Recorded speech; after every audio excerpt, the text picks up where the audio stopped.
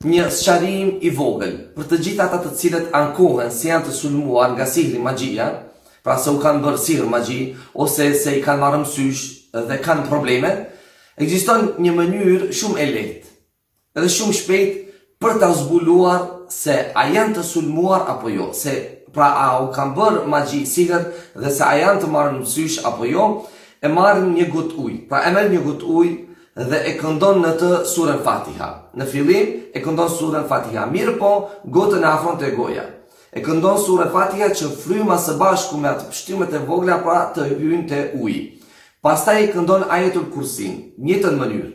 Pastaj e përsërit ajetin kuranor 7 herë, inna Allaha sayubtilu, inna Allaha sayubtilu. Dhe pastaj më në fund e këndon surën Falaq. Pra në këtë mënyrë.